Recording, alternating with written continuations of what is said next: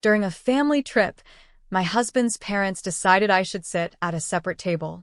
Nobody spoke to me the entire time. When I asked my husband, Lucas, about it, he just shrugged. "That's just how they are," he said. I smiled and replied, "Great."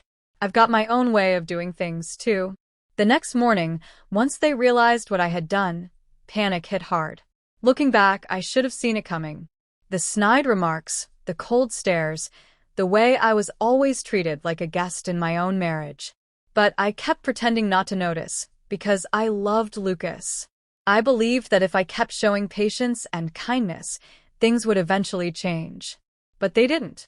Instead, I ended up stuck on a so-called relaxing family getaway to Hilton Head, South Carolina, that quickly turned into something else entirely. We had just checked into the resort. It was beautiful, straight out of a travel ad. White sandy beaches, palm trees swaying, the ocean's rhythm in the distance. I was genuinely looking forward to it. I hoped, maybe this time, Raphael and Carla, my in-laws, would actually accept me, that we'd finally connect, laugh, and share moments like a real family. I was wrong. On the very first night, we went to a nice restaurant for dinner. The server led us to a long, elegant table prepared just for us. Just as I was about to sit beside Lucas, Raphael interrupted. "There must be a mistake," he said, shaking his head. "She'll need her own table." I stared, thinking I misheard. "Come again?" Carla didn't even glance up from the menu. "That's just how we do things." I turned to Lucas, waiting for him to say something, to speak up and defend me. I was his wife, not a stranger. But he simply exhaled and muttered, "That's just their way." So I sat alone, at a separate table. I should have left right then and there, but I didn't. I convinced myself it was just one odd moment. But it wasn't. The next morning, I woke up early and headed down for breakfast, thinking I'd join them. But they weren't there. I texted Lucas, no reply.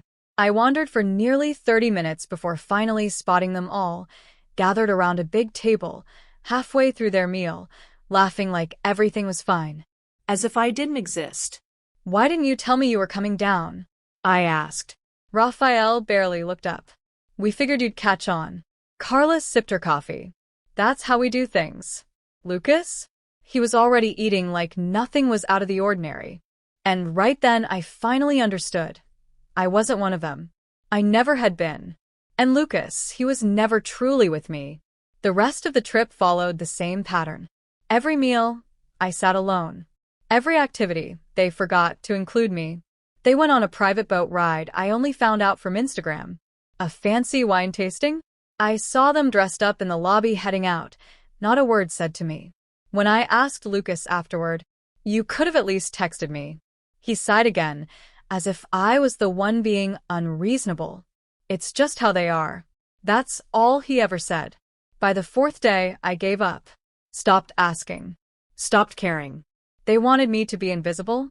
Fine. But they didn't know what was coming. Because I had my own way, too. That evening, while they were out drinking and clinking glasses to their perfect family trip, I quietly returned to the hotel room and got to work. I wasn't just going to be left out. I was removing myself entirely. And they were going to feel it. I opened my email, pulled up all the booking confirmations, and got busy. Because guess what? I had made all the reservations. The hotel was in my name. The rental car? On my credit card. The dinner bookings? My account. The spa day Carla had been gushing about for weeks? Yep, I scheduled that too. One by one, I canceled everything. Their rooms gone. Rental car revoked. Waterfront dinner? Not happening. I even called the spa and politely let them know Carla wouldn't be attending her appointment. Then I packed my suitcase, grabbed the keys to the car, and left. While they were raising their glasses, completely unaware, I was already on the road, heading toward Charleston. I booked myself a luxurious suite, ordered room service, and sat out on the balcony listening to the waves, finally feeling at peace. Meanwhile, back at the resort, chaos was brewing. I woke up the next morning in Charleston more rested than I'd felt in days. The ocean breeze drifted through the curtains as I sipped my coffee on a cozy lounge chair, watching the tide. Then my phone started buzzing. Lucas. I ignored it. Then Carla. Then Lucas again. Then Raphael. I turned off the sound and smiled. They had finally realized. I could picture the exact moment it all hit them. Fernando stumbling out of bed, groggy and annoyed, only to find a hotel manager knocking at the door. Sir, there's an issue with your reservation. Carla, mid-stretch, grabbing her phone to check the day's schedule, only to be greeted by a flood of cancellation emails. And Lucas, rubbing his forehead, still half asleep, as he hears his mother's voice climbing from mild irritation to full-blown rage. No hotel rooms. No rental car. No plans. I took a long sip of my coffee and smiled. A few hours later, once I got bored of the silence, I checked my phone. Lucas, where are you? Lucas, what the hell is going on? Lucas, you need to fix this right now. I decided to answer the next call just for entertainment. The moment I picked up, Lucas barked. Where are you? Charleston. Pause. Charleston. What the hell are you doing there? Enjoying my vacation. Silence. I could hear voices in the background, Carla yelling at the hotel staff, Fernando cursing under his breath. Then Lucas asked, voice low, like he was trying to process it all. You canceled everything? Yep. He inhaled sharply. Do you even realize what you've done? My parents have nowhere to stay. We had plans. You left us stranded. Oh no, I said, my voice soaked in fake sympathy. That must be so uncomfortable. Silence again. I could practically hear his brain catching up. He knew exactly what I was doing. You all wanted me separate, I added. So I gave you exactly that. You're being ridiculous, he snapped. You need to come back. I laughed. No, Lucas. I really don't. And I hung up. Later, I found out just how bad things had gotten for them. Since the hotel was fully booked, they had to scramble to find somewhere else to stay. They ended up at a rundown roadside motel 20 minutes away. The kind of place with flickering lights and a strange damp smell. No rental car meant they had to rely on rideshares. But Hilton Head isn't exactly overflowing with drivers. They got hit with surge pricing on every ride. And the fancy waterfront dinner Fernando had been bragging about for weeks? Completely booked. They had to settle for some tourist trap filled with screaming kids and overpriced seafood. Carla lost it at the spa. When she found out her reservation was gone, she threw a full tantrum and demanded they make room for her anyway. They didn't. I got all of this from the angry texts Lucas sent me later. Lucas, you really just left us like this? Lucas, my mom is furious. She got embarrassed at the spa. Lucas, my dad's losing it over the dinner thing. Lucas, I hope you're proud of yourself. I was. I really was. I figured that was the end of it, a little chaos, some well-deserved payback. But then something unexpected happened. A few hours later, my phone buzzed again. This time, it wasn't Lucas. It was a message from Mariana, his cousin. Mariana, hey. I heard what happened. And honestly, good for you. I frowned, rereading it. Mariana and I had always been on good terms, but we weren't particularly close. Mimi? What do you mean? Her next message made my heart drop. Mariana. They did the same thing to Lucas's ex-wife. I sat straight up. Lucas's ex-wife. He had told me they just grew apart, nothing dramatic, just different directions. I never questioned it. Me, what do you mean? What happened? Mariana. She went on a trip with them. They treated her like trash. Made her sit alone, ignored her completely, acted like she wasn't there. She left halfway through and filed for divorce a month later. My heart was racing. Mariana messaged me again. Her words were simple, but they hit hard. I didn't say anything before, because I thought you already knew. But after what they did to you, I realized. He never told you, did he? No. No, he hadn't. Because if he had, I would have never agreed to go on that trip. If I had known the truth, I would have seen it coming.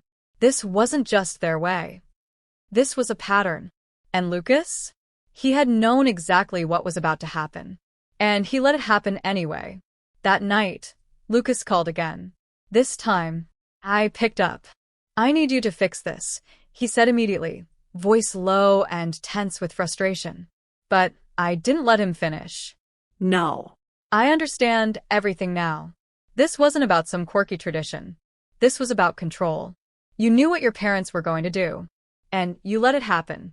Silence. Then came the giveaway. Who told you that? Bingo. I laughed. So, it's true. I wasn't the first. More silence. And then a sigh. Look, my parents can be a bit much. But they mean well. Lucas, I cut him off. They don't even see me as part of your family. He hesitated. And right then, I knew. He wasn't going to defend me. He never had. Instead, he said, "Let's just fix this." I stared out at the waves, crashing softly against the shore. "No, Lucas," I said calmly. "I think I already did." And I hung up. After the call, I just sat there staring at my phone, thoughts racing. Lucas knew. He had seen this all happen before. And still, he let me walk right into it. I wasn't just angry anymore. I was done. I poured myself another drink, leaned back on the lounge chair, trying to enjoy the rest of my night. But something kept gnawing at me. If he lied about his ex-wife, what else had he kept from me? So, I started digging. I opened Facebook, typed her name, Camila, Lucas's ex-wife. I'd never looked her up before. But now? I needed answers. Her profile was private, but among the mutual friends I saw something. Patricia, her sister. And her posts were public. I clicked on one from about 2 years ago, right after Camila and Lucas split. Never let a man's family break you. Never let them convince you you're less than you are. My sister deserved better. We tried to warn her. Never again. My stomach twisted. I scrolled down, and there it was. A comment from Mariana. I wish she had listened to us. At least now she's free. Listen to them. My heart was pounding. I didn't know what to do. I could message Patricia, ask her what really happened. But was I ready to hear it? I stared at the screen for a while. Then I took a deep breath and typed, "Hey, this might sound random, but I think we need to talk." She replied within minutes. "Patricia, I was wondering when you'd reach out." That single sentence hit like a punch to the gut. Me? So, you know who I am? Patricia. Of course. We've been waiting for this moment. I froze. Me? We? What do you mean? Patricia. Camila wasn't the first. And she definitely wasn't the last. My breath caught in my throat. Me? Patricia, what are you saying? Patricia. I'm saying, Lucas has done this before. More than once. And his parents, they've played the same game again and again. If you're talking to me now, it means you just went through it too. I felt sick. This wasn't just some weird quirk or a one-off situation. It was a game. A twisted family ritual they played with every woman Lucas brought into their lives. They never saw his partners as equals or even people. They saw them as problems to be eliminated quietly. And Lucas? He let it happen again and again. I couldn't stop asking myself, why hadn't anyone told me? But then I remembered what Patricia said. They had tried. Lucas just made sure every woman stayed cut off, isolated. He always spun the same story. That his family had quirks. That their traditions were harmless. That his ex was just too sensitive. He told me Camila had always overreacted, couldn't adapt, created drama where there was none. But now I saw it clearly. Camila hadn't been dramatic. She had been cornered. And now so had I. Or at least, I had been. Until now. I didn't sleep that night. The realization that I had wasted years of my life on this man hit me like fire in my chest. But even through the rage and exhaustion, something else was eating at me. Why had Lucas called so many times? Why was he acting so desperate? And then at 6 in the morning, I got my answer. A message from an unknown number lit up my screen. "Ma'am, this is Officer Daniels with the Hilton Head Police Department. We need to speak with you regarding a missing persons report filed by your husband." I sat up so fast I nearly dropped my phone. A missing persons report? My hands trembled as I called back. The second the officer answered, I blurted out, "I'm fine. I'm not missing." There was a pause. Then the officer asked gently, "Ma'am, are you saying you left on your own?" "Yes," I said quickly. "Obviously. My husband knows exactly where I am. He's been calling me nonstop." The officer sighed. "He reported that you left without saying anything and that you weren't answering. He said he was concerned about your safety." I clenched my jaw so hard it hurt. This wasn't about safety. This was about control. Lucas wasn't worried about me. He was trying to drag me back under his thumb. I took a breath and steadied my voice. "Officer, I am completely fine. I am in Charleston. I left Hilton Head on purpose. I am not missing. And I do not want my husband contacting me again." There was a pause. Then the officer asked, "Would you like to file a formal no-contact request?" I hesitated, but only for a moment. "Yes," I answered. And just like that, I took the first legal step away from Lucas. Not even an hour later, my phone buzzed again. This time it wasn't the police. It was Carla. Her message read, "I cannot believe you would humiliate us like this." I laughed out loud, ignored it. Then another message came in. "You made Lucas involve the police. Do you have any idea how this makes us look?" I stared at the screen. "Oh, I made him do that?" I rolled my eyes and took another sip of my coffee. But the messages didn't stop. They just got worse. "This family has done nothing but try to welcome you. You're being incredibly selfish. You need to come back and fix this." And then came the final one. The one that made my blood run cold. "If you don't come back, Lucas is going to make things very difficult for you." I froze. It wasn't even subtle. It was a threat. I sat back and read that last message over and over. I had thought this was just about power. A family obsessed with control. But this wasn't just about humiliation anymore. It was about destruction. They weren't trying to push me out. They were trying to crush me. And if I didn't act fast, Lucas was going to make sure they succeeded. I stared at Carla's words, that final sentence.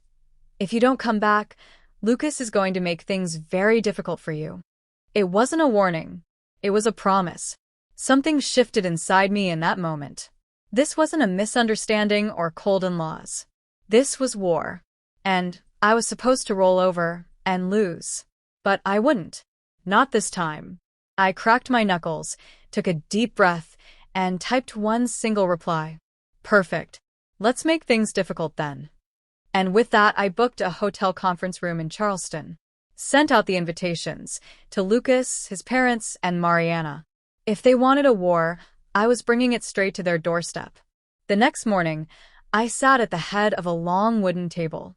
There was nothing on it but bottled water and silence. I didn't wait long. The door slammed open.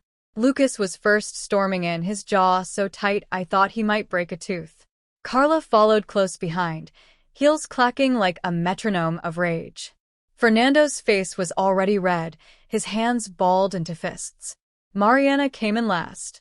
Her arms crossed, her face unreadable. But she gave me a subtle nod. I didn't know if she was here to mediate, witness, or just enjoy the chaos. I leaned back, calm and steady. "Glad you could all make it." Lucas's voice cut through the room like a knife. "What the hell is this?" I smiled. Slowly, deliberately. "This," I said, "is a conversation." He had been so desperate to talk. So I gave him exactly that. Fernando scoffed from across the table, arms crossed, clearly unimpressed. Thought this was funny, didn't he? But I stayed calm. This wasn't funny. It was pathetic. This entire family played twisted little games with every woman who dared walk through their door, and this time, they chose the wrong one. Carla narrowed her eyes. Claimed I had abandoned them. I actually laughed. Abandoned them? Coming from the same people who spent an entire vacation pretending I didn't exist? That was rich. Lucas gripped the back of a chair, frustrated. Told me I was blowing things out of proportion. And that was the moment. I slammed my hands on the table, loud enough to make Carla flinch. My voice cut through the silence like glass. "I'm your wife. Not a stranger. Not some outsider passing through. Your wife. And you let them treat me like I was nothing."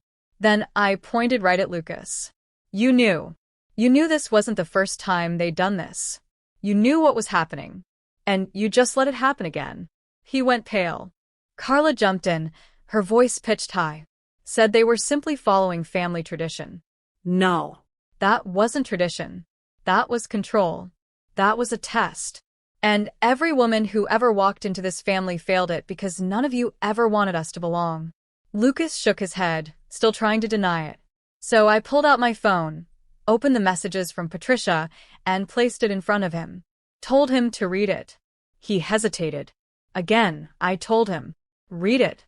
He picked it up, and I watched every muscle in his face tighten as he scrolled. His jaw locked. His eyes narrowed. When he finished, he tossed the phone away like it had burned his hands. This proves nothing. Fernando crossed his arms again. Accused me of dragging up old stories. Said it had nothing to do with us. So I turned to Carla. Really? Because just last night, you sent me a message threatening me. Said if I didn't come back, Lucas would make my life difficult. Her mouth snapped shut. Mariana let out a low whistle. Lucas turned to his mother. His voice sharp. You did what? Carla stiffened. Claimed she was just trying to make me understand. Understand what? That you've been playing this game for years? That you did the exact same thing to Camila? Fernando looked away.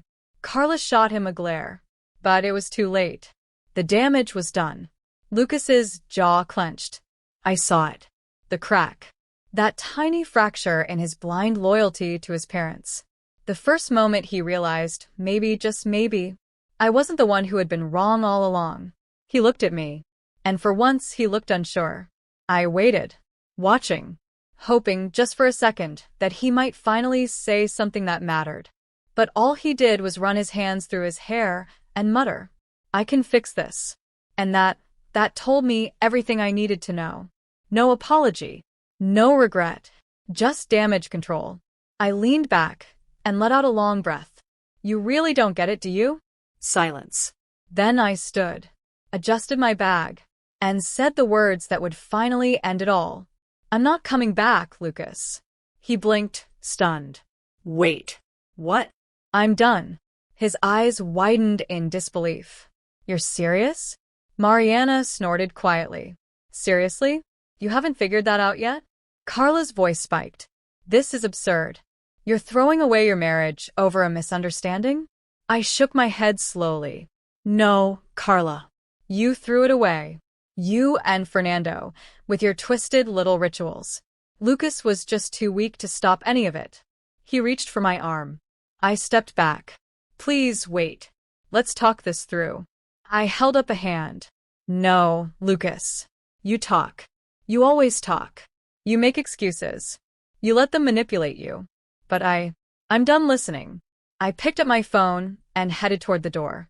Lucas's voice rose behind me, almost panicked. Where are you going? I turned around, just once. I'm leaving. Carla laughed bitterly behind me. You can't just walk out of a marriage. I met her eyes with a cold, unreadable stare. Watch me. And I walked out. It took 6 months to finalize the divorce. Lucas tried everything. Pleading, blaming, even accusing me of overreacting. But I never looked back. Mariana kept in touch. Told me everything had fallen apart after I left. Said Lucas finally confronted them. That it got ugly. Fernando called him weak. Carla cried, said I had brainwashed him. For the first time, Lucas saw them for what they really were. But it didn't change anything for me, because I was already gone. I moved back to Charleston. Got a new apartment. Reconnected with old friends. Started building a new life. One night, months later, I got a text from an unknown number. It was Lucas. I see it now. I'm sorry. I stared at the message for a long time. Then I deleted it. Because for the first time in years, I was free. During a family trip, my parents said I had to sleep on the couch so my brother could have the bed. I smiled.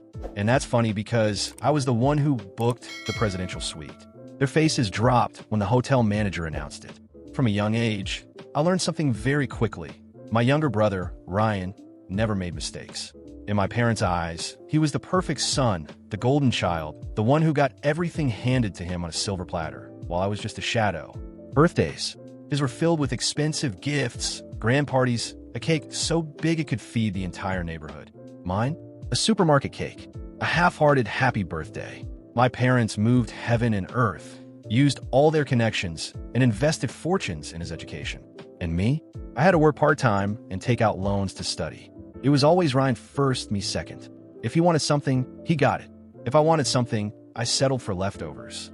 I spent years swallowing my pride, accepting my role as the less important son. But on this trip, everything was going to change. It was supposed to be a family trip to New York. My parents handled all the planning, which obviously meant Ryan's preferences came first. He chose the sightseeing spots, the restaurants, everything. They barely consulted me. Honestly, I wouldn't have even gone if I hadn't overheard their conversation one night. "We don't have the money to book the suite," my mother said. "Then we'll put him on the couch," my father replied, not even bothering to say my name. "Ryan needs a proper bed." At that moment, something inside me snapped. I was 27 years old, had a stable job, a good salary, and, for the first time in my life, the power to change the narrative. So I did. On the day of the trip, we arrived at the hotel. A stunning 5-star hotel in the heart of Manhattan. The kind of place my parents would never have chosen if not for Ryan's standards. When we reached the check-in counter, my mother casually handed her credit card to the receptionist. "We have a reservation under Taylor." The receptionist typed something and frowned. "I don't see a reservation under that name." My mother's smile vanished. "That's impossible. I booked the executive suite weeks ago." The receptionist shook her head. "I'm sorry, but there's no reservation under your name." I leaned forward, smiling. "That's because I made the reservation." My father turned to me, surprised. "What?" I pulled out my phone and showed them the confirmation email. "Yep. After hearing you decided I'd be sleeping on the couch like some unwanted guest, I decided to handle it myself." Silence. The receptionist smiled. "Yes, we have a reservation under your name, sir, and it's for the presidential suite." My mother's jaw dropped. My father blinked several times, speechless. "And Ryan?" Ryan looked like he was about to explode. "The presidential suite?" My mother stammered. I nodded. "Turns out I make good money. So I figured, if I'm going to travel, I want comfort." The receptionist continued. "The presidential suite includes a master bedroom, a second bedroom, a spacious living area, and a private terrace overlooking Central Park." My parents looked at each other, then at me, then at Ryan, who seemed on the verge of a meltdown. "You must be joking," my father finally said. I crossed my arms. "Not at all. And since I booked the room, the master bedroom is mine. You all can figure out the rest." Ryan clenched his fists. "You can't be serious." "I'm very serious," I replied, savoring every second. My mother tried to regain control of the situation. "Fine, we can add an extra bed in the master bedroom, and Ryan can." "How nice, right?" I interrupted. "But no one is sharing. You can have a second bedroom and use the sofa bed. But the king-size bed? That's mine." For the first time in my life, I realized something. I was in control.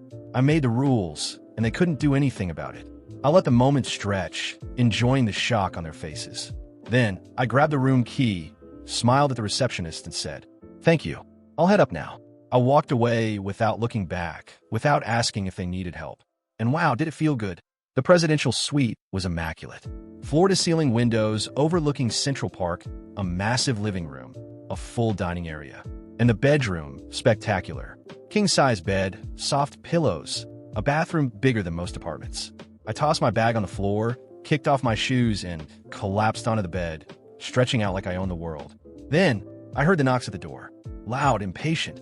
I already knew who it was. I took my time opening it. When I finally did, Ryan stormed in, furious, followed by my parents. "You can't do this." Ryan exploded, like a kid who just lost his favorite toy. I leaned against the wall, crossing my arms. "Do what?" "Take the best room."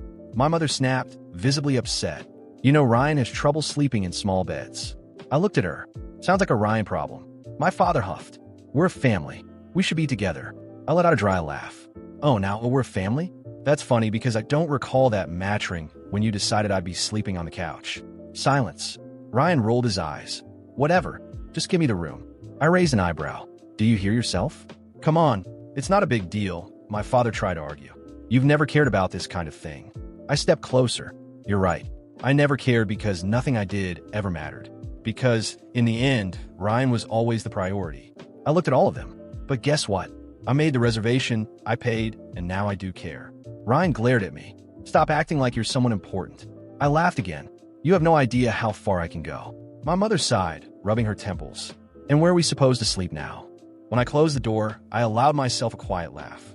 The feeling of finally having some control, of seeing the surprise and frustration on their faces, was something I had never experienced before. For the first time in my life, I wasn't the afterthought. I wasn't the leftover. I walked over to the bar in the suite and poured myself a glass of whiskey. Not that I was much of a drinker, but this was a special occasion. I sank into the armchair, gazing out the window at the breathtaking view of Manhattan. In the past, this scene would have seemed impossible. I had always been the one who accepted other people's decisions, the one who stayed quiet while Ryan got the best of everything. But now, the rules had changed. My phone vibrated on the table beside me. I picked it up and, unsurprisingly, saw dozens of messages in the family group chat. Angry texts from my mother, outraged ones from my father, and a few from Ryan, shorter, almost threatening. This is ridiculous. Your brother needs a big bed. I can't believe you did this. That was incredibly selfish. You're overreacting. Fix this now. Stop the drama and give us the room. I calmly read through them, taking a sip of my whiskey. Then, I simply muted the notifications. I leaned back in my chair, enjoying the satisfaction I hadn't felt in years. But then, loud knocks on the door again. This time, it wasn't just Ryan and my parents. When I opened it, I saw my Aunt Carla and my Uncle Maurice, who lived in New York and had come to meet us. Clearly, my parents had already complained to them. What the hell is going on? My uncle asked, crossing his arms. My mother wasted no time launching into her dramatic performance. Your nephew here decided to be selfish and keep the presidential suite all to himself while we, his family, have nowhere decent to sleep. I crossed my arms and looked at my uncle, waiting to see whose side he would take. He had always been a serious, diplomatic man. But to my surprise, he looked at me and gave a small, knowing smile. You paid for this room? Yes, I answered firmly. Then it's yours. My mother's eyes widened in shock. What do you mean, Maurice? You've always been a reasonable man. This isn't fair. Fair? He chuckled. Tell me, when was the last time you were fair to him? Silence. My father scoffed. This isn't about fairness. It's about respect for the family. My uncle turned back to me, more serious this time. Tell me, nephew, did you do this just for revenge? I thought for a moment before answering. Maybe at first, but now I realize it's much more than that. It's about finally setting a boundary. He nodded. Then don't feel guilty. You did the right thing for yourself.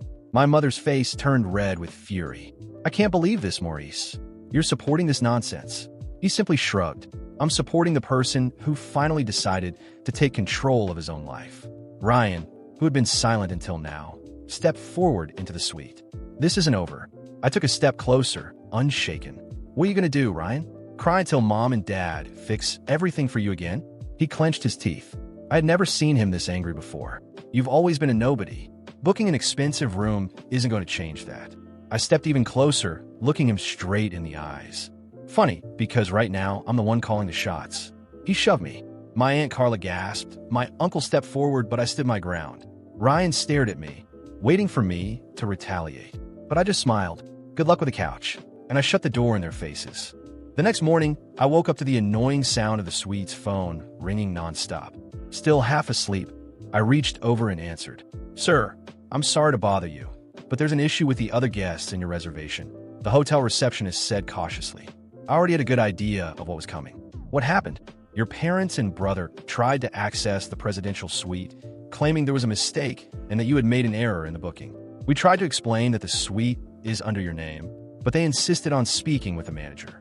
I sighed and rubbed my eyes. And what did the manager say? Well, he confirmed that the room is yours, but it seems your family didn't take the news very well. Now they're demanding a room swap, saying there was a misunderstanding. I chuckled quietly, shaking my head. And what's their problem exactly? The executive suite they originally booked was reassigned because the payment guarantee wasn't completed. At the moment, the only available rooms are standard ones. So that was it. Their arrogance had finally landed them in a situation they never thought they'd face, dealing with reality. Can you transfer me to the manager? I asked. A few seconds later, I heard a deeper, more serious voice. Good morning, sir. My name is Patrick. I'm the hotel manager. I apologize for bothering you, but I wanted to see if there was any possibility of negotiating regarding your suite. Negotiating? I repeated, amused. Yes, your family members are quite unhappy with their accommodations and have asked us to discuss a possible room change with you. I had to hold back a laugh. So, let me get this straight, Patrick.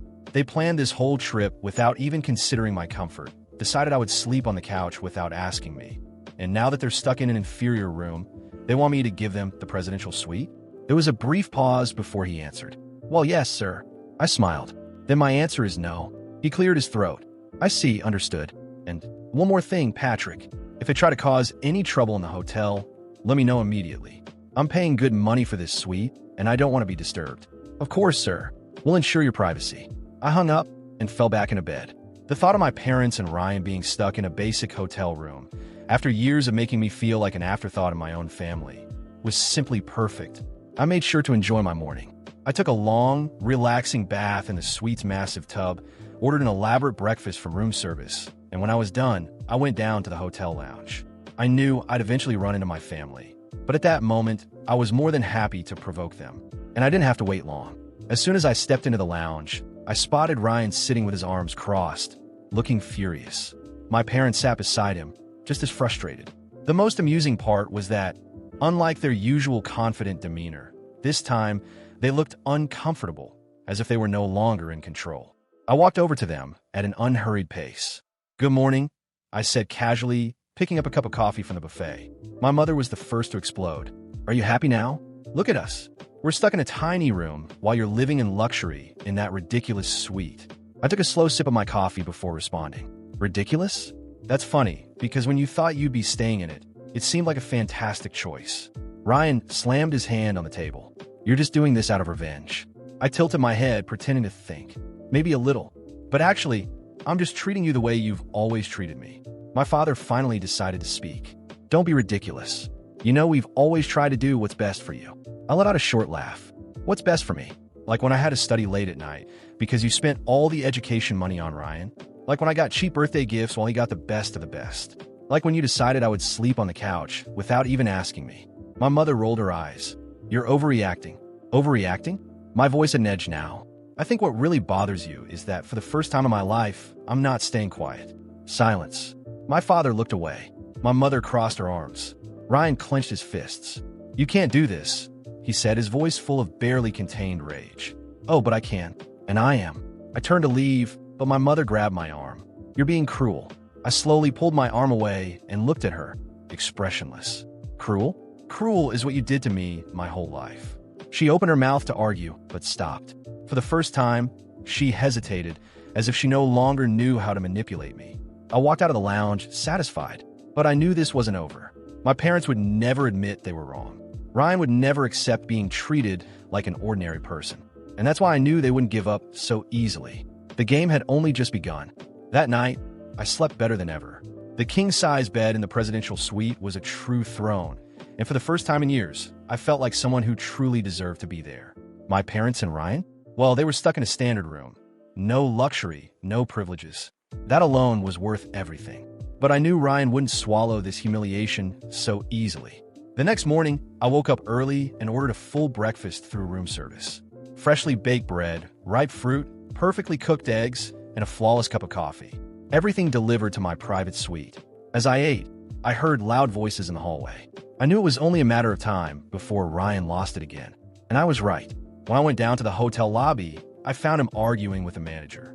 Ryan was red with fury, waving his hands aggressively while my father tried to calm him down. My mother stood beside them, visibly embarrassed. "This is ridiculous," Ryan was yelling.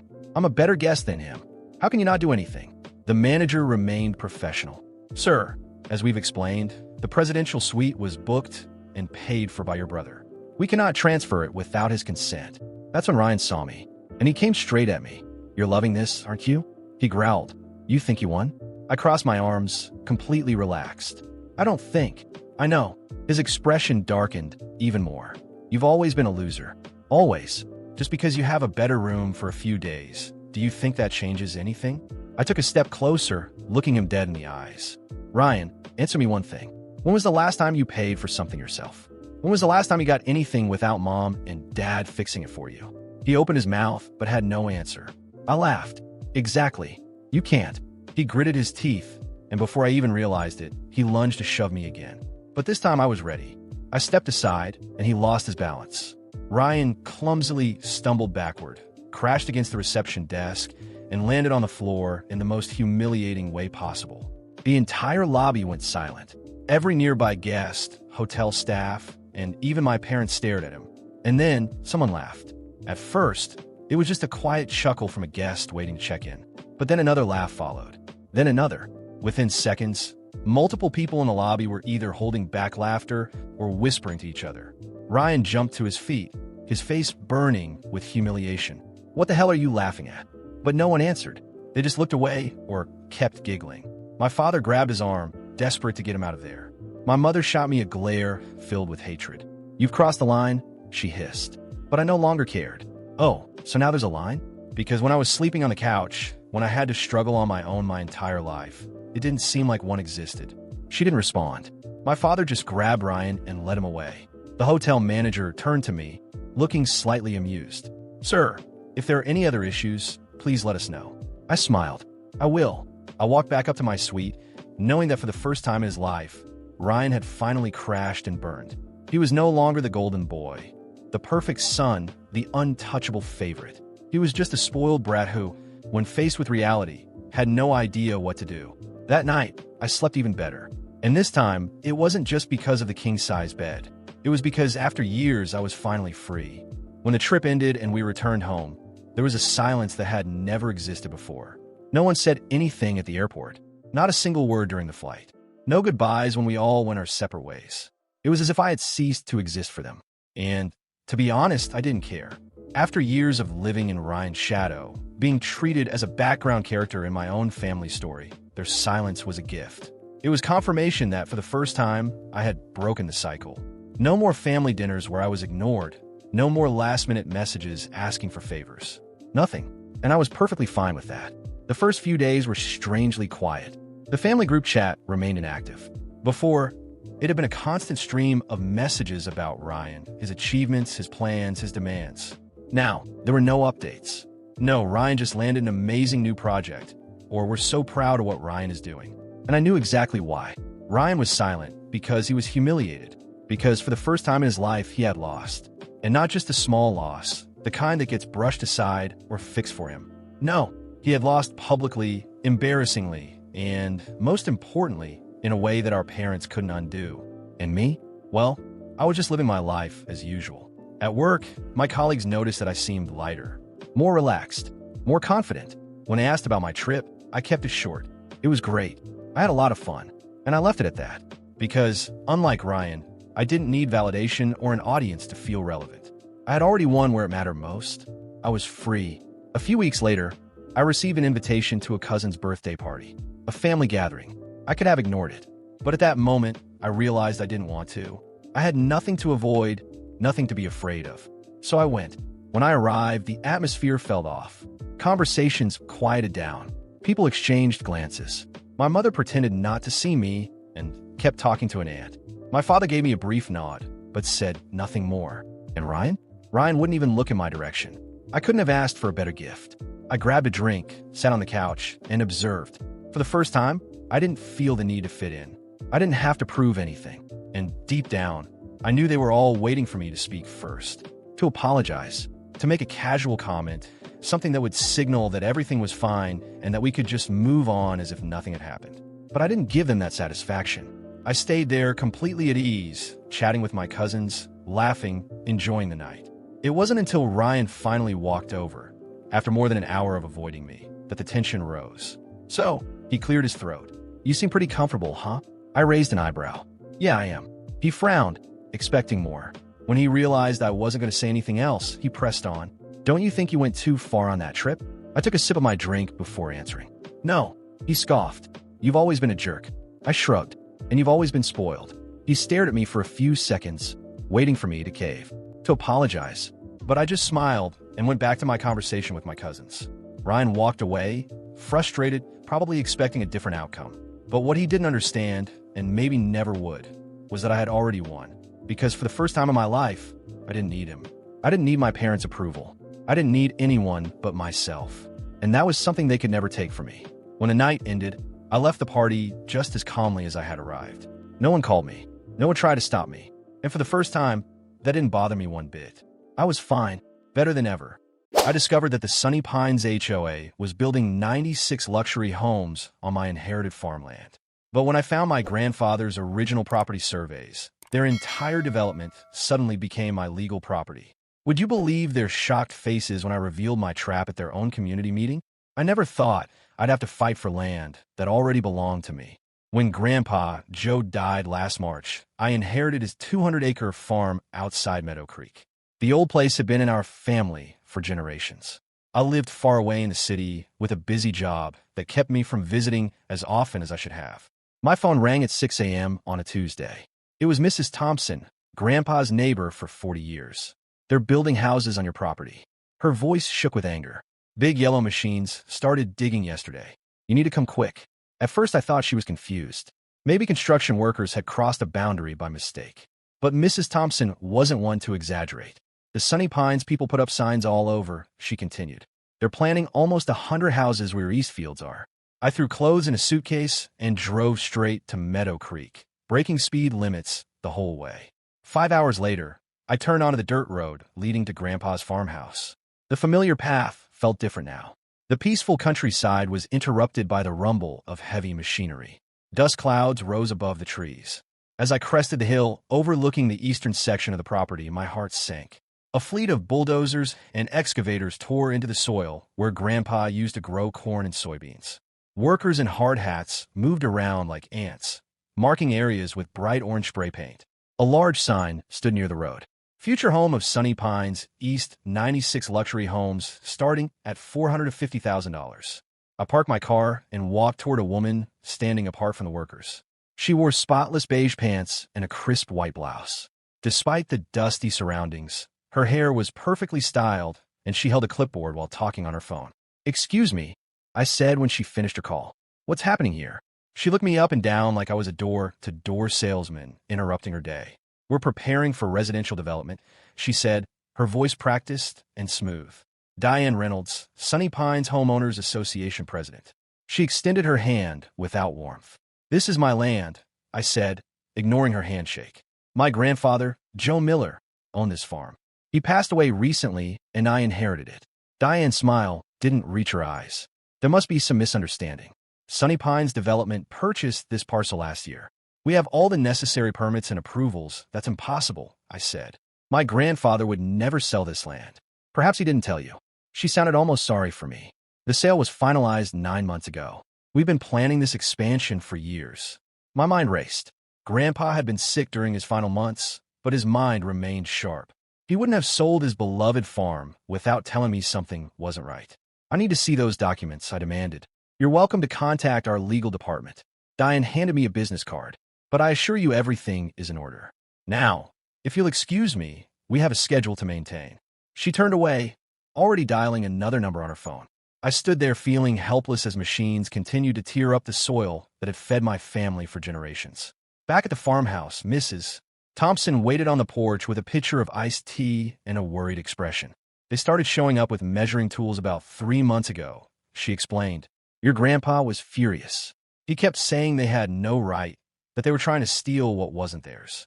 "Did he mention selling any land?" I asked. "Never. Joe swore this farm would stay in your family forever." Mrs. Thompson's eyes watered. The day before he went to the hospital for the last time, he was looking through his old office. Said he needed to find something important to protect the farm.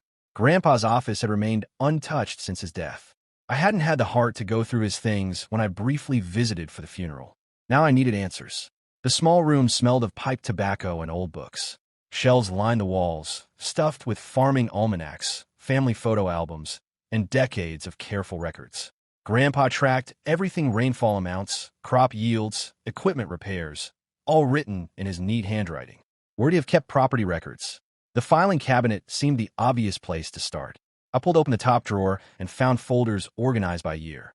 Nothing about land sales or Sunny Pines. Hours passed as I searched. Night fell, and my eyes grew tired from reading faded documents by lamplight. Just as I was about to give up, I noticed a loose floorboard under the desk. When I pressed it with my foot, it moved slightly. I knelt down and pried it open with a letter opener. Inside the small, hidden space was a metal box. The key hung from a nail on the underside of the desk.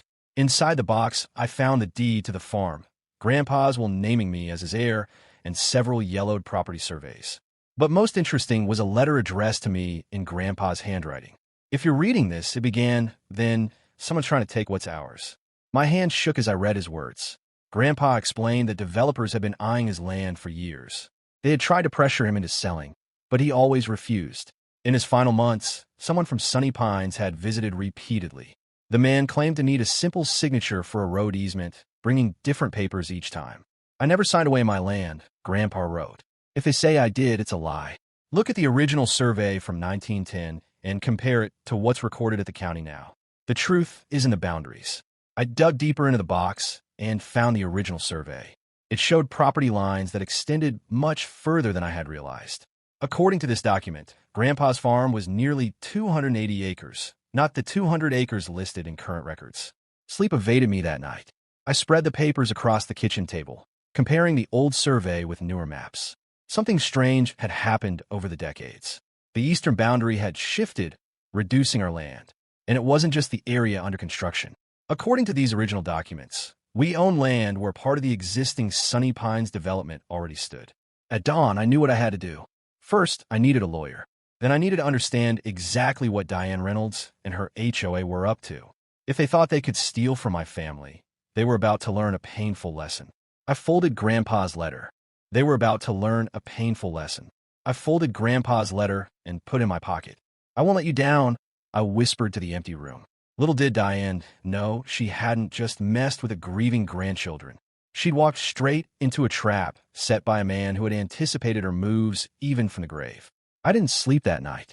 By 8 a.m., I waited outside the office of Walter Franklin, the only property lawyer in Meadow Creek. His secretary looked surprised when I asked for an emergency appointment, but she squeezed me in before lunch. So you believe Sunny Pines is building on land that belongs to you? Walter said after I explained my situation. He was older than I expected, with thick glasses and a bow tie that seemed from another era. I spread the documents across his desk. These are the original surveys from 1910, updated in 1978. Compare them to the current county records. Walter studied both sets of papers, tracing boundary lines with his finger. His eyebrows rose higher with each passing minute. This is highly unusual, he finally said. According to these original documents, your property extends nearly half a mile further east than what's currently recorded. That would include not just the construction site, but also the existing Sunny Pines clubhouse and about 20 homes built 5 years ago. I finished for him. Walter removed his glasses and rubbed his eyes. A boundary dispute of this magnitude won't be simple. We need to understand how and when these changes occurred in the official record. He called the county assessor's office, putting the call on speaker. After navigating a maze of departments, we learned something shocking. In 1984, a minor adjustment to the eastern boundary was recorded, just a 10-foot easement for utilities. But in 1997, a much larger change appeared, reducing the property by nearly 80 acres. The documentation was sparse, just a form with a signature that barely resembled Grandpa's. He would have been in the hospital that month, I said, checking the date. Triple bypass surgery. He couldn't have signed this. Walter's expression turned grave. That would constitute fraud. But proving it after all these years won't be easy. What can we do? I asked. File for an emergency injunction to halt construction immediately. Then petition the court to recognize the original boundaries based on the historic surveys. We'll need a professional surveyor to verify these old maps. As Walter prepared the emergency filing, I realized I needed more ammunition. I drove to the county records office and requested everything they had on Sunny Pines Development Company. Hours later, hidden in a back corner of the library with stacks of public records, I discovered gold. Sunny Pines wasn't just a neighborhood. It was a complex web of LLCs and holding companies. The same 6 names appeared. Diane Reynolds, her husband, Thomas Reynolds, County Commissioner James Harris, Planning Board Director Mark Wilson, and 2 others I didn't recognize. But the most interesting document was from just 3 months ago. A loan approval for $16 million to finance Sunny Pines, east with the land itself listed as collateral. My land. I took photos of everything with my phone and headed to my next stop. The offices of the Meadow Creek Gazette, our local newspaper. The editor, Tanya Williams, had known my grandfather. When I told her I was investigating potential fraud involving prominent local officials, her journalistic instincts perked up. I can't publish accusations without evidence, she warned. But I can look into the approval process for this development. It did seem to move unusually fast. Back at the farmhouse, I found Mrs. Thompson talking to another elderly neighbor, Mr. Grayson. When I mentioned Diane Reynolds, his face darkened. That woman is the reason I sold my place, he said bitterly. The HOA fined me every week for unapproved landscaping. I've been growing those tomatoes for 20 years. Then they said my workshop violated some rule they just made up. The fines kept coming until I couldn't afford to fight anymore. How many others did this happen to? I asked. At least a dozen old-timers sold out in the last 5 years. Always for less than market value. Always the companies I later found out were connected to those Sunny Pines people. A pattern. Find vulnerable landowners. Harass them with fines and regulations. Force them to sell cheap, develop the land, and make millions. My grandfather had been their latest target, but he'd been one step ahead. My phone rang. Walter Franklin, the judge, granted our emergency injunction. He said construction has to stop immediately until a hearing next week. But brace yourself, this is going to get ugly. I thanked him and hung up. Feeling a small victory, I drove back to the construction site with the court order in hand. The workers were packing up for the day. When I arrived, Diane's sleek black SUV still sat near the site office. She came out as I approached, phone to her ear as usual. When she saw me, her expression hardened. Construction stops now, I said, handing her the court order. Legal boundaries are in dispute. She scanned the document, her perfect composure cracking slightly. This is ridiculous. We have every approval we need based on fraudulent boundaries. I have the original surveys. For the first time, uncertainty flashed in her eyes.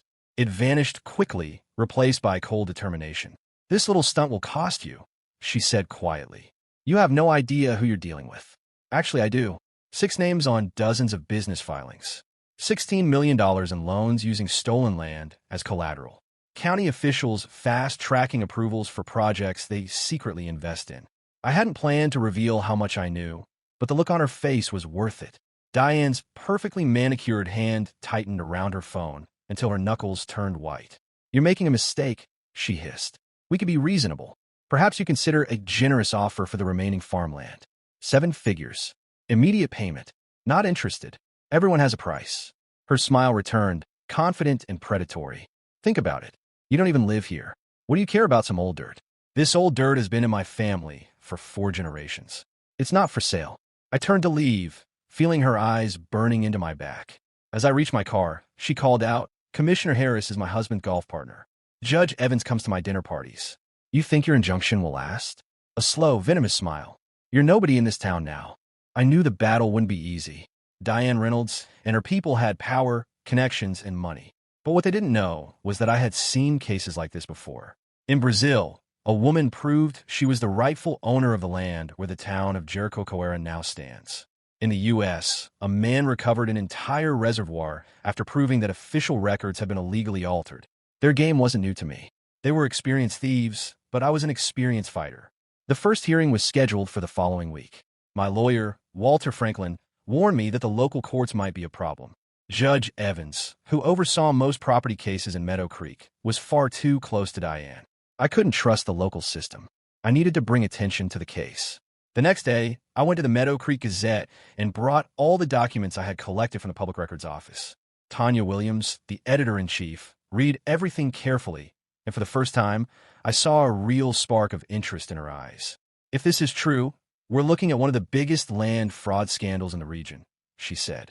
It's not just true, Tanya. I have proof. I showed her the altered records, the forged signatures, and Sunny Pines' history of fraud. She picked up her phone and made several calls. Within hours, a team of reporters was already investigating the case. In court, as expected, Diane arrived with an army of lawyers. They tried to argue that Sunny Pines had all the necessary documents, but Walter was relentless. He presented the original 1910 survey, proved that my grandfather never signed the papers altering the boundaries, and, most importantly, revealed that the county itself had facilitated the theft. Judge Evans, visibly uncomfortable, tried to downplay the case. This is just a clerical error, he said, avoiding eye contact. Nothing that can't be settled with financial compensation. This isn't an error, Your Honor, I countered. This is fraud. Diane smirked arrogantly. We're willing to make a generous offer to settle this dispute. I don't want your money. I want my land back. She rolled her eyes, but her stance shifted.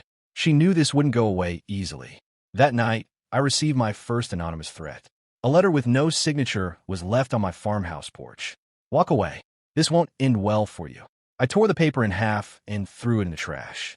Then, I drove back to the county records office. If there was a pattern, I wanted to see how many others had been victims. After hours of searching, I found dozens of cases. Small landowners who had been deceived, threatened, and forced to sell. Some had to leave town. Others simply gave up the fight. But I wasn't going to give up.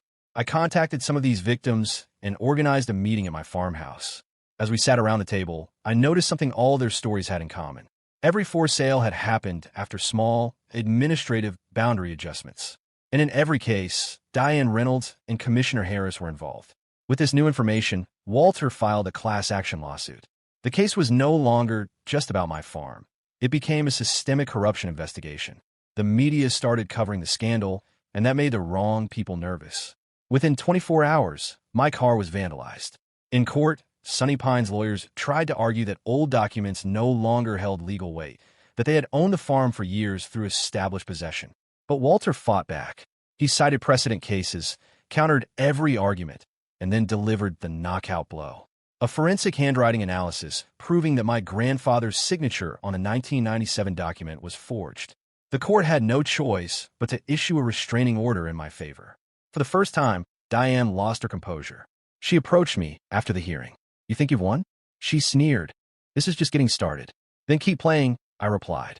With every court victory, Sunny Pines lost ground. The media pressure and ongoing investigation sent Diane and her allies into a panic. Commissioner Harris resigned, and Mark Wilson, the planning board director, was suspended while the state investigated irregularities in project approvals. The war dragged on for months. Every hearing was a battle. Sunny Pines lawyers filed appeals, tried to negotiate, tried to intimidate me. At one point, they offered me $5 million to walk away. I tore the offer in half in front of them. My land is worth more than that. In the end, state judges took over the case. And that was when everything collapsed for them. With undeniable proof of fraud, falsified documents, and secret deals between Sunny Pines and corrupt politicians, the court nullified all their land purchases and restored ownership to the rightful landowners. The final ruling came in a packed courtroom. When the judge slammed the gavel, declaring that my farm belonged to me and that Sunny Pines would have to demolish the illegally built houses, a heavy silence fell over the room. Diane, pale as a ghost, stood up and walked out without saying a word. I had won, but it still wasn't over. With Sunny Pines defeated, the next step was to sue them for damages. Diane thought she could just walk away, but I wasn't about to let her off the hook. I wanted every penny back, and this time I was on the attack. The impact of the case spread far beyond Meadow Creek. National media covered every detail of the scandal. Talk shows debated the situation, and legal experts discussed how such a massive fraud had gone unnoticed for so long. My name was everywhere. I had gone from a simple heir fighting for his land to the central figure in one of the biggest property disputes in the country. This had unexpected consequences. Companies that had once ignored me now saw me as a key player in a multi-million-dollar business. Lawyers started reaching out with partnership offers. Investment funds wanted to buy stakes in the developments. Politicians tried to convince me that it would be wise to give up some of the land in exchange for future benefits. Everyone wanted a piece of what I had won. The phone wouldn't stop ringing. I received calls from banks, real estate developers, insurance companies, and even attorneys representing homeowners in Sunny Pines. Some families were in a panic, fearing eviction. Others were trying to sue the construction companies. The truth was, I now held the fate of hundreds of people in my hands. The court had given me complete ownership, but what was I supposed to do with all of this? That's when I started thinking about how to turn this victory into something even bigger, something that would guarantee my absolute control while avoiding years of exhausting legal battles. I didn't want to just demolish everything and force people out. That would cause chaos. But I also wasn't about to just give the land back for nothing. That's when the idea hit me. I wouldn't sell anything. I wouldn't give up anything. But I would allow them to continue running their businesses under the condition that every single property was legally mine. I would remain the sole owner, and they could continue operating developments, but only under my administration. The houses, commercial properties, hotels, and recreational areas would stay, but under my rules. The reaction was immediate. At first, the investors and developers refused to accept it. They argued that they had already invested millions in the area and that it would be absurd for all of it to now belong to me. But the truth was, they had no choice. If I wanted to, I could demolish everything. And they knew it. More importantly, the banks knew it.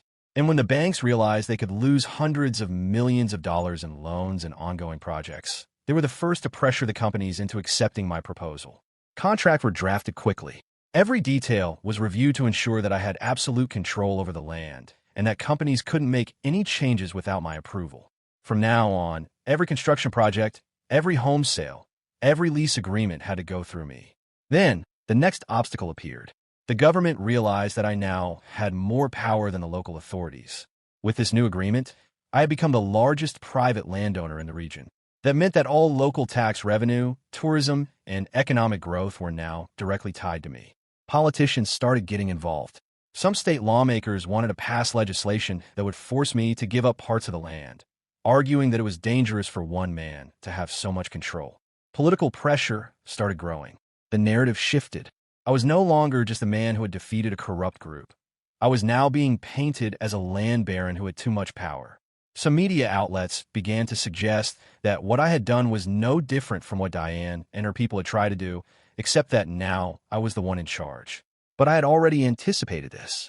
That's when I took inspiration from the Jericoacoara case in Brazil. There, a woman had proven that she was the rightful owner of all the land in what had become a booming tourist city. The government tried to take it from her, but in the end, the only viable solution was to negotiate a deal where she received royalties from tax revenue, tourism, and commercial leases. I applied the same strategy. Instead of getting into a new legal war that could drag on for years, I made a proposal to the state. I agreed to let the government manage certain public areas like parks, schools, and hospitals, but in exchange, I would receive a percentage of all revenue generated there. This included property taxes, tourism fees, and profits from businesses operating on my land. It was a checkmate move. The government accepted. Not only had I secured control over most of the territory, but I had also created a permanent income stream. Every month, I received direct payments from the government, from the taxes collected on what was once my land. The following months were a total transformation. The old Sunny Pines development signs were removed. Now, everything bore my name. The companies signed their new contracts and started operating under my terms. Diane Reynolds tried to fight the deal. She appealed to the state courts, tried to gain support from politicians who had once owed her favors, but no one wanted to take the risk. The scandal had destroyed her financially and politically. Commissioner Harris was arrested for corruption, and more investigations started targeting other key figures involved in the fraud. And me? I became the most powerful man in the region. Every single financial transaction within my property generated revenue for me. Every time someone bought a house, every tourist who stayed at a hotel, every business that paid taxes, all of it contributed to my growing fortune. And the most ironic part? The same companies that tried to steal from me were now working for me. The money started coming in before I could even grasp the magnitude of what was happening. Within the first month after signing the contracts, the financial reports showed numbers I had never imagined seeing. What began as a dispute over a piece of land inherited from my grandfather had turned into an empire. I owned everything. Every inch of that land, every brick, every paved road, every commercial building erected on the soil that legally belonged to me. I had not only reclaimed what was already mine, I transformed it into the kind of wealth that, for generations, made kings and billionaires throughout history. The numbers kept rising. Companies that once saw me as an obstacle now recognized me as the true owner of the game. They had no choice but to negotiate with me. Banks, investors, construction firms, politicians, everyone wanted to ensure that I kept them inside the city. But I never forgot who tried to destroy me. I watched Diane Reynolds sink further and further. Without her political connections, without her land, without her reputation, she went from being a powerful figure in Meadow Creek to someone ridiculed and avoided. Her husband, Thomas Reynolds, was one of the first to abandon her. After signing the contracts with me, ensuring that businesses would continue operating under my administration, Diane became irrelevant. He switched to the winning side, like all those who have no principles, only interests. She tried appealing to the courts one last time, claiming that my new position was a monopoly, that I was exploiting the system in the same way she had before. But no one listened. No one wants to hear the complaints of a gambler who bet everything and lost. She didn't care when she tried to take what belonged to me, and now no one cared she lost everything. And I never regretted anything. because in the end, justice never fails. It may take time, it may seem like the corrupt and deceitful win at first, but everything balances out. My grandfather knew that. He kept those old documents because he knew that sooner or later, someone would try to cheat him. He died without seeing this victory, but every dollar that now entered my account was proof that he was right. And there was nothing wrong with that. The truth is, this is how the elite of every country has built its wealth. It has always been about land. In the end, the only thing that truly matters is control over land, because whoever owns the land owns the power. The world's wealthiest didn't start with technology, banks, or innovative companies. They started with land. Kings, barons, feudal lords, great landowners. They shaped the rules of society for centuries because they understood what others didn't. Today, the game is still the same. The old titles have been replaced by modern contracts, but the essence hasn't changed. The same thing happened in Brazil, and few people realize the importance of what took place.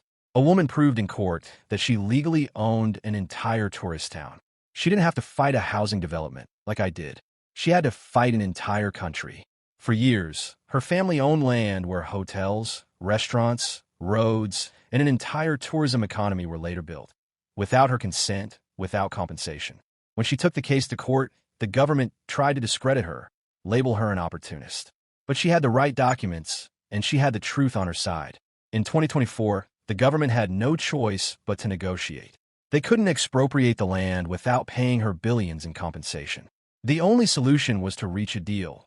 She would remain the sole owner, while the government would manage part of the area and pay her royalties from taxes, tourism, and commercial leases.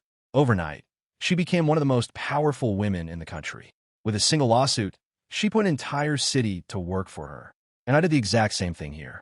My name was now registered in every corner of Meadow Creek. The entire city's economy ran through me. Every house sold paid me.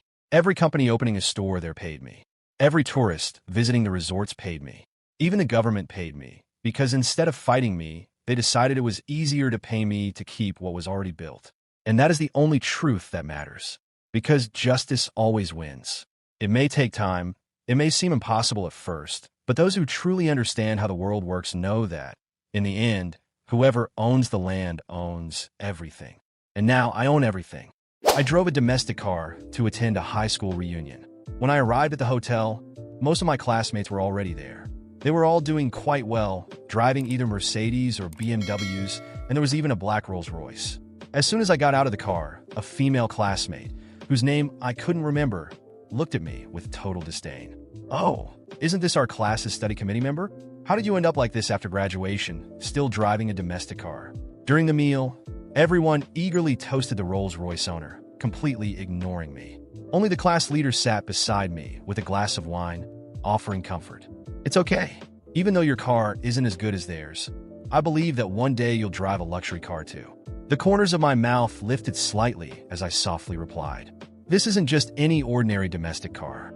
Its name is Phantom S9. If it weren't for the class leader sending me message after message, I wouldn't have had the time to attend the reunion. Out of respect for old friendships, I canceled an important meeting and managed to free up just an hour. But to my surprise, there wasn't a single conversation about our youth at the table. It was all bragging and flattery. I didn't like the atmosphere, so I got up, ready to leave. Seeing this, the class leader immediately reached out to stop me. "Fernando, there's nothing shameful about driving a domestic car. Don't be in such a rush to leave," the class leader said. Just as I was about to reply, the same female classmate who mocked me earlier shot me another disdainful glance. Exactly. It's been so many years since we've seen each other. Don't you want to catch up with everyone? But judging by the looks of it, it seems no one's really eager to talk to you." In the end, she burst out laughing. I looked up at her and spoke coldly. "No need. I only came this time out of respect for the class leader. In the future, don't bother inviting me to such pointless gatherings." As soon as I finished speaking, Raphael, who was surrounded by everyone like the center of attention, suddenly stood up. "Fernando, what do you mean by that? Are you saying we're not worthy of dining together?" He had clearly twisted the meaning of my words on purpose. But the people around didn't see it that way. "Oh, driving a cheap domestic car and still looking down on others? Before coming, I thought top students like you were something amazing. But it turns out you're nothing special. What's the use of good grades? After graduation, you still ended up as just a civil servant. A civil servant? Well, she was not entirely wrong. All public officials in the country could indeed be classified as civil servants. Fernando, I think you're just upset because you feel ignored and now you're making excuses to leave. People are naturally divided into different ranks. So what if your grades are great? In the end, you're still just a lowly civil servant. I just wanted to leave this place quickly, but Raphael's comment unexpectedly stirred up collective anger. Everyone, I truly apologize for today, but I have an important meeting to attend shortly. Well, today's meal is on me. Feel free to eat and drink whatever you like. Just have the restaurant send me the invoice later. As I reached out to grab my coat, a seductive figure blocked my path. Oh, acting like a big shot when you don't have the money? This meal will cost at least thousands of dollars. Can you even afford it with that measly salary of yours? She was dressed in a fiery red dress, her lipstick just as strikingly bright. But the overwhelming scent of perfume was unbearable, and I couldn't help but sneeze several times in a row. Fernando, what's with that look in your eyes? Don't you remember me? I carefully studied her for a moment before shaking my head. Sorry, I met too many people over the past few years. I guess I'm bad at remembering faces. The truth was I had absolutely no idea who she was. She raised an eyebrow and let out a mocking laugh, saying, Fernando, don't play this whole hard-to-get act with me. You chased me for 3 whole years back in high school. The moment she finished speaking, a familiar image surfaced in my mind. Still, the woman in front of me was far different from how she looked in high school. I hesitated for a moment before asking cautiously, Are you Mariana? As soon as I said her name, a triumphant look spread across her face. So many years have passed, yet you still haven't forgotten me. Halfway through her sentence, she suddenly changed her tone. But I need to warn you, don't get any inappropriate ideas about me. I'm engaged now, and my fiancé is none other than Raphael. Raphael? The name sounded somewhat familiar. Wasn't he the owner of the Rolls-Royce at the entrance? Is still? What did any of this have to do with me? There was still a large group of people waiting for me in the conference room to start the meeting. If I didn't leave soon, I was going to be late. Seeing me remain silent, Mariana lightly patted me with her manicured hand. Civil servants don't make much money. How about you drive for my fiancé instead? I'll have him pay you $1,000 a month. That's got to be better than your measly salary. As soon as she finished speaking, the crowd burst into laughter. I couldn't understand it. Why did people like them always feel the need to humiliate others just to elevate themselves? This would be my last time attending such a class reunion. I ignored Mariana's mockery and casually grabbed my coat, putting it on. Are you done? If so, step aside. I have things to do. I had barely taken a few steps when Raphael, who was sitting across from me, suddenly slammed his hand on the table. Immediately, a dozen or so burly men in black suits rushed into the room. I noticed the nameplates on their chests. Fitzroy Group. It was a well-known industry leader in Langston City. Raphael downed a drink in his glass in one go, then burped. Fernando, did I say you could leave? I couldn't help but narrow my eyes. My legs are attached to my body. Do I need to report to you about where I'm going? Raphael burst into laughter after hearing my words. You're just a lowly civil servant. Don't you realize whose turf you're on? The whole restaurant is owned by my family. Don't you think you need my permission to leave? You're not walking out that door today. The class leader sensed the tension and immediately stepped in, saying a few polite words to ease the situation. Hey, both of you calm down. We've been classmates for over a decade. No need to let something so small ruin the mood. Halfway through, the class leader suddenly turned to me. Fernando, come on. We've finally all gathered together. How can you just leave early? Sit back down, let's have a drink, and catch up properly. I knew the class leader was trying to smooth things over for me, but my time was really running out. Sorry, I know I'm ruining the mood, but I truly have something important to take care of. There's a whole group of people in the office waiting for me to get back for a meeting. I had barely finished speaking when Raphael slammed the table again. Fernando, cut the act. You're just a low-level civil servant. What kind of meeting could you possibly have to attend? So you're saying a whole group of people is waiting for you? Do you really think you're some kind of leader now? I was being polite calling you a civil servant. Without that, you're just another lousy worker. Got it? I was just about to retort when the class leader quickly grabbed my hand, whispering a plea. Fernando, I think you'd better apologize to Raphael. The Fitzroy family is a leading enterprise here in Langston City. If you offend him, you might lose your job. Sometimes it's better to just endure. Raphael could make me lose my job. If I hadn't stayed sober today, I might have thought I was drunk. Given my current rank, the only way to remove me from my position would be through a direct official order from higher authorities. No matter how wealthy the Fitzroy family might be, even if their wealth rivaled nations, they couldn't possibly have any real influence over me. I gently patted the back of the class leader's hand, signaling him not to worry. Raphael, if your hostility toward me stems from the fact that I once had a crush on your fiancée, then let me make it clear. I have absolutely no interest in Mariana. I suggest you focus your energy elsewhere. You and I are not the same kind of people. I had planned to use this reunion as an opportunity to clear things up and resolve the misunderstanding with Raphael, but it turned out his mind couldn't process things that way. He stared at me with bloodshot eyes. Fernando, from the way you're talking, are you saying I picked up some kind of trash and that my fiancée is a woman even you wouldn't want? Also, what do you mean by you and I aren't the same kind of people? Langston is full of businesses owned by my family. Who do you think you are? As soon as Raphael finished speaking, Mariana immediately stepped forward to back him up. Fernando, what do you mean by that? Do you think I'm no longer good enough for you? Now, you're not leaving here today unless you explain yourself clearly. Although that was indeed what I thought, I bit back the words to save them some dignity. I don't have time to chat with you too. Tell your people to open the door. Despite Raphael's repeated provocations, I didn't get angry. Instead, I chose to back down again and again. After all, this was a class reunion. I didn't want to ruin the mood. But just as I was about to leave, Raphael's bodyguard seized me firmly, blocking my way. Raphael strutted over, exuding arrogance, and slapped my face with force. You really think you're somebody now, huh? Do you even know whose name this hotel carries? Back in school, weren't you the one always tattling on people? Go ahead, make a call. I'd like to see if anyone's still willing to help you now that we're no longer in school. Clenching my teeth, I locked eyes with him. Raphael, this is your last warning. Back in school, you were lazy and useless, always fighting or skipping class. I told the teachers for your own good. Now that you're an adult, remember to think about the consequences before you act. Raphael's eyes scanned the room, surveying our classmates. You all heard that, right? He says I should think about the consequences. Haha, Fernando, even if I ruin you today, what are you going to do about it? Do you really think being a top student makes you a big shot? Before you step out of here, you should have checked just how much weight the Fitzroy family carries in Langston. I slowly lifted my head, holding back my anger with great effort. Raphael, have you ever heard the saying there's always someone bigger, someone stronger? Some people are not to be trifled with. I advise you to let go of me now, or you'll be the one regretting it later, not me. I took a deep breath, keeping my eyes fixed on Raphael. The silence in the room was almost suffocating, but I wouldn't let myself be intimidated. He might have money, power, and even bodyguards to try and pressure me. But at the end of the day, I knew exactly who I was. And Raphael, no matter how much he tried to convince himself otherwise, was nothing more than a spoiled brat who had grown up stepping on people he deemed beneath him.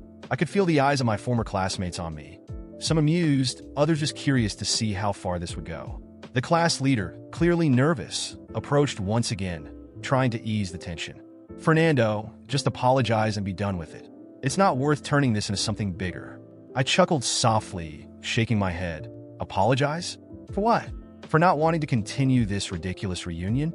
For not bowing down to a spoiled brat who thinks he's some kind of gangster? Raphael smirked arrogantly and slowly clapped his hands. Bravo, Fernando. You really think you're above me, don't you? He then gestured, and the bodyguards blocking my exit took a step forward. Two of them grabbed my arms firmly, but I didn't resist. Not yet. You know, Fernando, there are things money can solve very easily. And at the end of the day, people like you always end up crawling back, begging for an opportunity to work for us. I said nothing. I simply smiled. A cold, humorless smile. Oh, so now you're quiet? Raphael mocked.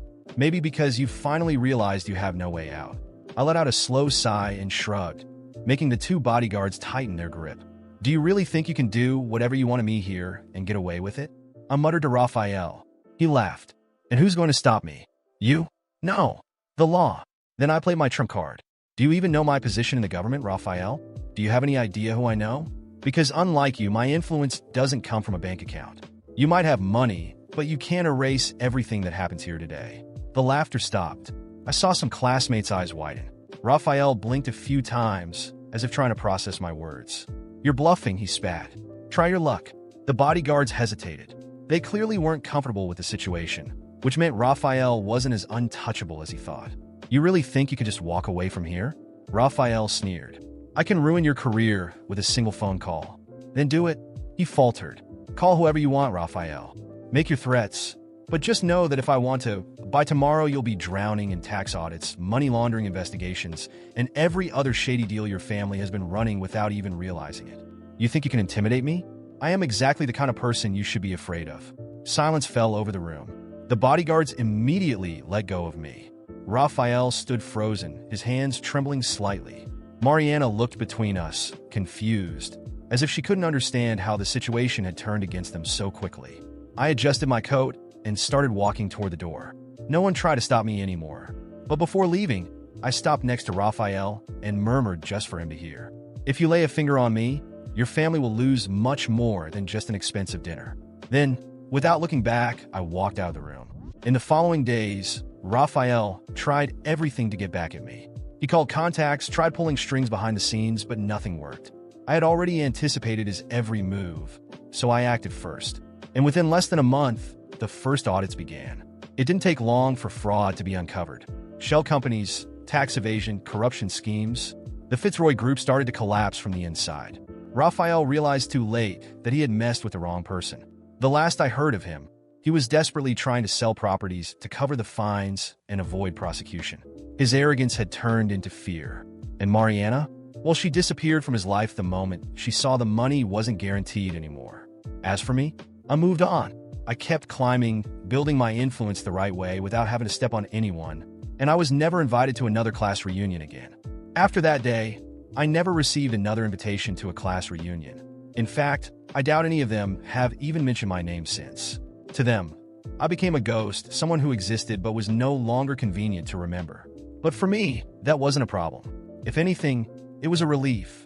Raphael, on the other hand, watched his life fall apart before his very eyes. The investigations into Fitzroy Group started small, discreet, but as more irregularities surfaced, they snowballed into something unstoppable. It was almost entertaining to watch from a distance as he desperately tried to put out the fire. First, he attempted to bribe the investigators. It didn't work. Then, he tried to leverage his political contacts, only to realize that no one wanted to be associated with a sinking ship. In the end, he was forced to sell off several of his family's businesses just to cover the financial damages and pay the ever-growing fines. The arrogance he flaunted that night at the restaurant gradually faded, replaced by sheer desperation. But the final blow came when his own father, realizing that Raphael was incapable of saving the family empire, disowned him. With no money, no power, and no one left to defend him, Raphael was reduced to an ordinary man. No status, no influence, not even a decent job. The last I heard of him, he was struggling to run a small restaurant, failing miserably. Some people are born for greatness, but Raphael? He was just a spoiled kid who never learned how the real world worked. And Mariana? Well, it was no surprise to anyone that she vanished the moment Raphael's wealth was no longer guaranteed. She tried to attach herself to other businessmen, hoping to maintain the lifestyle she was used to, but soon realized she wasn't as special as she believed. People like her only have value as long as they're an extension of someone powerful. And without Raphael, she was nothing more than an ordinary woman, boring, untalented, and with no real appeal beyond her looks. I heard she tried to marry a middle-aged executive, a divorced man who had little interest in her beyond using her as a trophy. It didn't last long. As soon as he realized she was more of a burden than a benefit, he discarded her. Now, Mariana lives a very different life from what she once envisioned. She works at a luxury boutique, selling clothes to the same wealthy women she once envied and tried to imitate. And perhaps the most ironic part of it all is that if she had stayed with me back then, she could have had everything she ever wanted. The class leader remained the same, always trying to please others, always balancing between sides to avoid fully committing. In the end, he was just a mediocre man, someone who never had the courage to take a stand to make a real decision. He reached out to me once, after everything, trying to justify himself, saying he didn't want to get involved, that he just wanted to keep the peace. I simply looked at him and shook my head. People like him don't deserve respect, only pity. And the others? Most moved on with their lives. Some remained trapped in the cycle of flattery and pretense, while others finally realized that the real world wasn't like high school. But overall, they all followed the same path, desperately trying to maintain appearances, to prove they were successful, wealthy, happy. A fragile illusion held together by the fear of being seen as failures. And me? I moved forward. I built my career, expanded my influence, and achieved everything through my own efforts. Unlike Raphael, I didn't inherit anything. Every achievement, every victory, every bit of recognition was earned through hard work. And that's the difference between us. Sometimes I wonder if any of them still think about me. If Raphael wakes up in the middle of the night, seething with anger, knowing he was the one who orchestrated his own downfall. If Mariana regrets the choices she made. If she looks back and realizes she threw away the only real opportunity she ever had. If the others remember the last time they saw me and now understand that they laughed at the wrong person. But in the end, none of that matters. Because I never needed their validation. I never needed the approval of a bunch of shallow people driven by money and status. I am proof that those who truly have value don't need to shout to be noticed. Time always puts everyone in their rightful place. And in their case, there is no worse place than the shadow of their own choices.